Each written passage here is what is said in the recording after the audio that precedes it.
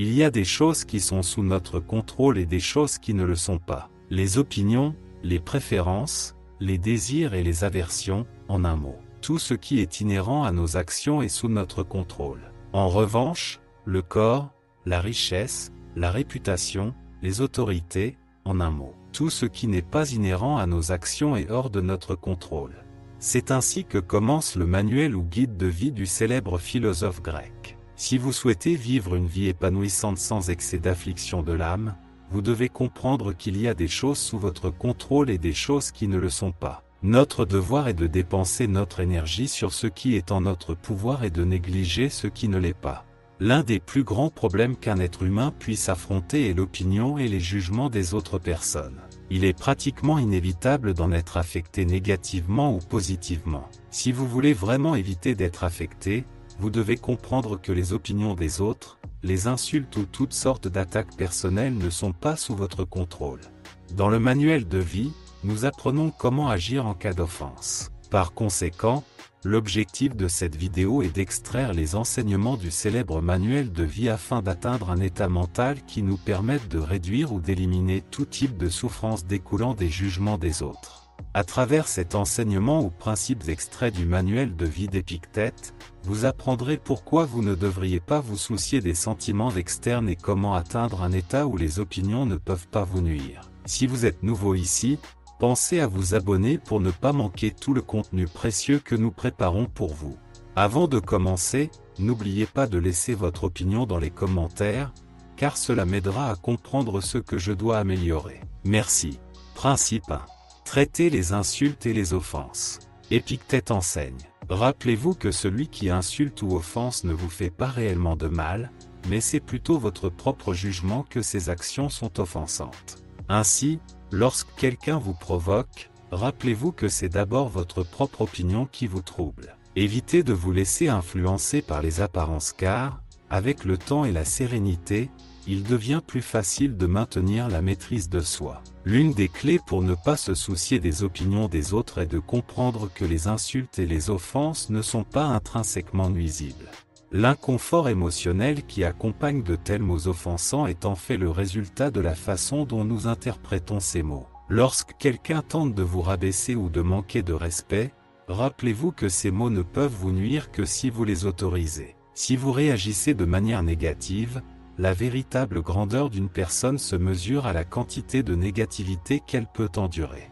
Malheureusement, c'est la nature de la vie. Lorsque vous vous sentez insulté ou offensé, demandez-vous, est-ce que je veux gagner ou perdre? Est-ce que je veux céder à ce qui est hors de mon contrôle? Nous pouvons établir une analogie avec le stoïcisme et les désirs. Si nous souhaitons ne pas être influencés par eux, nous ne devrions pas lutter contre les désirs car ils ne disparaîtront jamais. La différence réside dans la manière dont nous traitons ces désirs, que nous nous y abandonnions complètement ou que nous les ignorions. Par conséquent, si vous pouvez rester imperturbable face aux insultes, le sentiment de satisfaction qui suit vous élèvera, vous rendant plus fort et plus capable de rester ferme face à l'adversité. Je suis sûr que vous avez été dans des situations où un commentaire négatif a ruiné votre journée ou votre semaine malgré tous vos efforts. Permettez-moi de vous dire que je comprends ce que vous ressentez car nous avons tous vécu cette situation à un moment donné. Si c'est votre cas, je vous suggère de continuer à apprendre,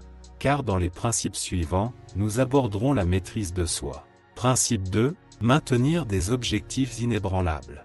Dans ce principe, il est crucial de comprendre que si nous voulons éviter d'être affectés par les opinions des autres, nous devons être prêts à affronter ce qui suit. Si vous avez un objectif solide en cherchant à comprendre la philosophie, soyez prêts dès le départ à faire face aux moqueries et aux railleries de la société. Préparez-vous à entendre des gens dire des choses comme « Soudain, il est devenu philosophe » ou « D'où vient cette attitude arrogante ?» Restez ferme dans votre décision de ne pas adopter une attitude arrogante et continuez à vous consacrer à des choses qui contribuent véritablement à votre bien-être. Rappelez-vous qu'en restant inébranlable dans votre choix, les mêmes personnes qui se moquaient de vous finiront par vous admirer. Cependant, si vous vous laissez influencer par les autres, vous serez sujet à une double moquerie. Ceux qui aspiraient à devenir philosophes, ou même si ce n'est pas votre désir, ce principe proposé par le grec peut être appliqué à tout autre aspect de nos vies. Ce principe est fondamental car de nombreuses personnes négligent leur véritable talent simplement pour plaire aux voix discordantes. Ce qu'Épictète nous enseigne, c'est que si nous permettons que nos objectifs soient façonnés par la crainte des opinions des autres, nous ne connaîtrons pas l'échec parce que nous avons essayé et que nous n'avons pas pu, mais parce que nous avons cédé à la pression des opinions externes. Nous ne devrions pas voir cela comme un échec, mais comme un écart de notre véritable essence. Lorsque quelqu'un abandonne simplement pour éviter les conflits sociaux ou pour empêcher les autres de porter des jugements sur sa vie, il est préférable de persister même s'il y a moquerie ou questionnement pendant un certain temps. Après tout, en avançant, vous vivrez en harmonie avec votre propre nature.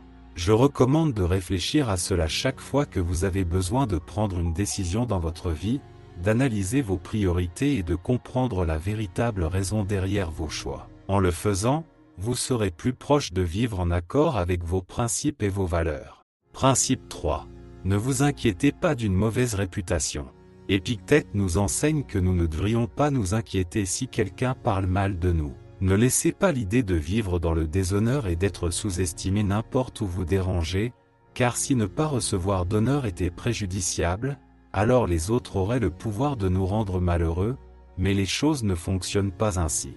La vérité est que vous n'êtes quelqu'un que dans des domaines qui sont sous votre contrôle et dépendent de vos décisions. Ce principe est particulièrement pertinent dans le monde d'aujourd'hui. Combien de fois avez-vous fait quelque chose que vous ne vouliez vraiment pas faire, simplement pour gagner l'approbation de quelqu'un, surtout sur les médias sociaux? La recherche de validation sociale sur ces plateformes peut être comme un poison pour l'esprit. Nous devons nous demander, vaut-il la peine de modifier notre véritable essence juste pour obtenir un peu de satisfaction? Vaut-il la peine de remettre notre bien-être émotionnel entre les mains des autres? Ma réponse est claire. Je recommande de réfléchir à cela car tout le monde a été pris en train de faire quelque chose d'embarrassant, mais pas malveillant, à un moment donné. Pourquoi se soucier s'il se moque de vous, ou s'il vous laisse de côté en termes de popularité? Croyez-vous vraiment que votre bonheur dépend de votre popularité? Si vous vivez de cette manière, vous serez en conflit constant car votre bonheur n'est pas entre vos mains. Changer votre essence pour éviter de perdre du statut va à l'encontre d'un des principes fondamentaux du stoïcisme. Vous préoccuper uniquement de ce qui est sous votre contrôle et devenir imperturbable face à ce qui ne l'est pas. En ce qui concerne les insultes, rappelez-vous que personne ne peut vous faire de mal à moins que vous ne le permettiez. Si quelqu'un vous fait du mal ou parle mal de vous, rappelez-vous qu'il agit selon sa croyance qu'il a le droit de le faire.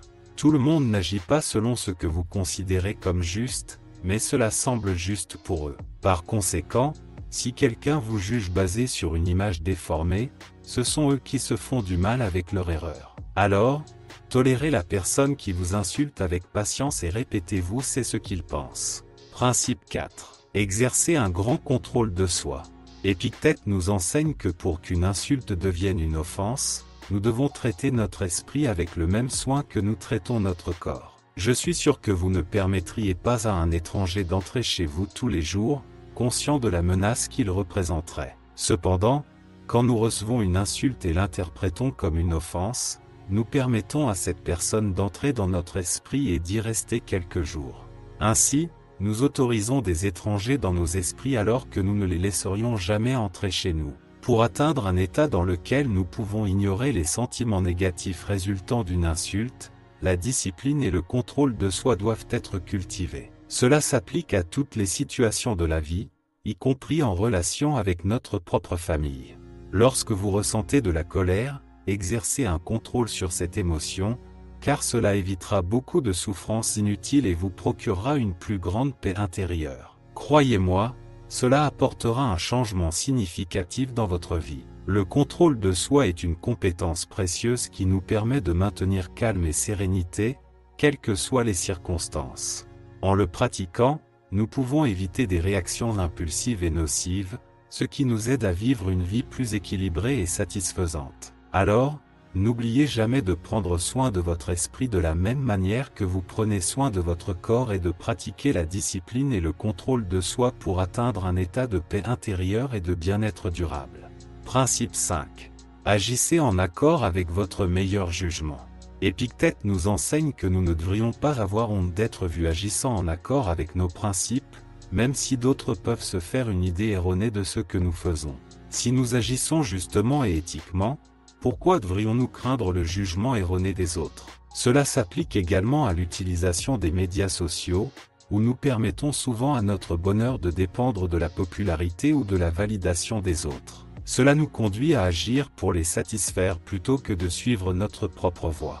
Il est important de se rappeler qu'en agissant selon votre meilleur jugement et en restant fidèle à vos principes, vous agissez de manière authentique et avec intégrité. Ne laissez pas la pression sociale vous pousser à faire des choix qui ne sont pas alignés sur vos valeurs et croyances.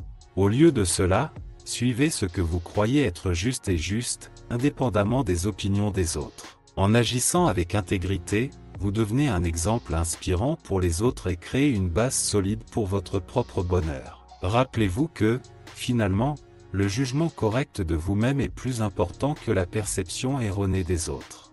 En agissant selon vos principes, vous construisez une base solide pour une vie significative et épanouissante. Principe 6. Ne vous inquiétez pas d'une mauvaise réputation. Épictète nous enseigne que nous ne devrions pas nous préoccuper si quelqu'un parle mal de nous. Si quelqu'un vous fait du mal ou parle mal de vous, rappelez-vous qu'il agit en supposant qu'il a le droit de le faire. Il est impossible de s'attendre à ce que tout le monde agisse selon ce qui vous semble juste quand, en réalité, cela peut ne pas leur sembler juste. Par conséquent, s'ils portent des jugements basés sur une fausse impression, ce sont eux qui se font du mal avec cette erreur.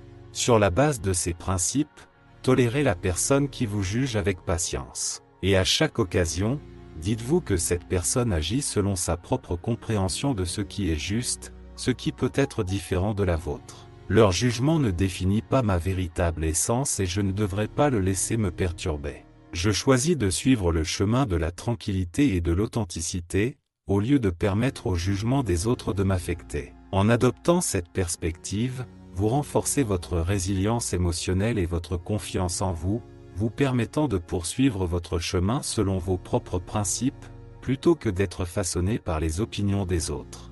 Ce principe nous rappelle que la véritable valeur d'une personne ne réside pas dans l'image que les autres ont d'elle, mais dans l'intégrité de ses actions et le caractère qu'elle cultive.